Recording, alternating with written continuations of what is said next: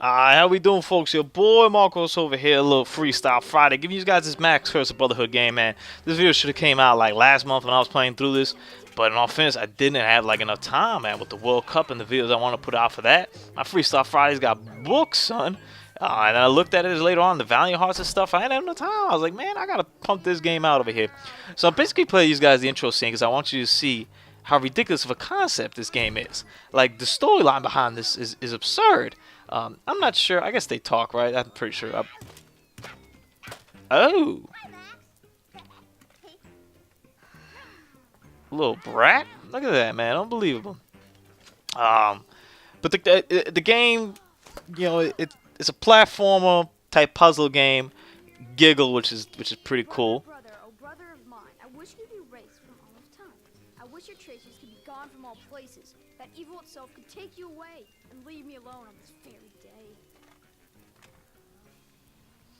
And there you go. There's your plot line of the game. And then evil warp thing comes and they take away his brother. You could imagine if everybody would come home, hit on Giggle, and I know a couple people that I like to giggle my way out of my life. I'll tell you that right now, man. Just be like, yo, let me type this in right here. Yeah, this dude, yeah, he deuces. You know, just make a little rhyme over there. And I like how he has enough time to bring back his glasses, so that's pretty cool. There's your plot line for the game, and then you follow him over there. And it's a platformer type puzzle game. The twist to it is that at one point and pretty early on, you unlock like a marker type thing that allows you to, you know, I gotta describe this, to build stuff. And there's different elements that you use. So earth kind of builds towers, water builds like water things that take you. You can build vines, and you connect one and two to the other. And that's just a pretty interesting gameplay. I'm not gonna lie, especially towards the end where I get a little confused. Tina was over here watching me play the other day. And, you know, she was kind of like, how do you figure this all out? Like, I'm like, well, you know, experience video games is what happens. You know, you see puzzles, you kind of figure out how they're going to go. And this game is no different. But it's pretty cool, you know, it's pretty rewarding. And it's an easy game to play. And I think it's a very good pick in terms of, you know, if you want to give an indie-type game out for free, is a very good thing because it definitely has perception. I'd definitely be interested in checking out a sequel. You know, so that gives them that added benefit over there. I'm sure they get some sort of cut of it from Microsoft for having it out there, especially for 2 months. And it plays smooth. It runs pretty smooth. My jumping isn't too smooth. My apologies. But this is the first time I was playing. I had no idea what the controls were. It didn't really tell you what the controls are. But you kind of figured, right? You're like, hey, it's a platformer. Hey, it's a jump. This thing's to move around. And that's it. The other buttons are rendered useless for the most part, I believe.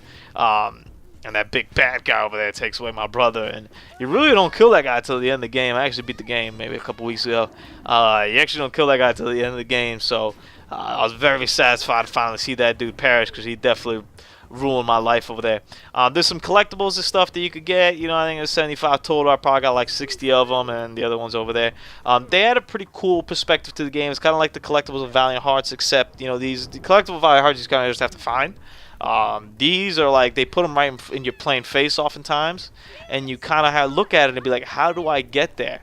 So that to me adds like another layer, another level right there of complexity of the game. So you got the puzzles to actually, like, you know, go from point A to point B in the game.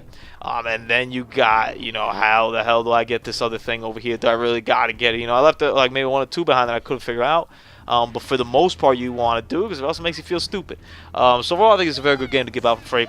I definitely recommend it if you got an Xbox One, you know, get this bad boy and play it for a little bit. Even if you don't beat it, you know, it's not the biggest thing in the world if you don't beat it. There's not really the biggest payoff at the end of it. I mean, you kind of just save your brother. That's kind of like the big deal about it. Sorry, spoilers. If you ever thought that the brother was actually going to die or not leave this place, like, come on, man. Some things you see written. You know what I'm saying? As my boy Nas would say, it was written. I believe that's a Nas album. Maybe it was a Nas song. Nah, it was written. Nas album and Nas song. Drop down the comment below because I'm not 100% sure. I'm going to say, just off the guess, it's an album. That's what I'm saying. Have a great Friday. Have a great weekend, everybody.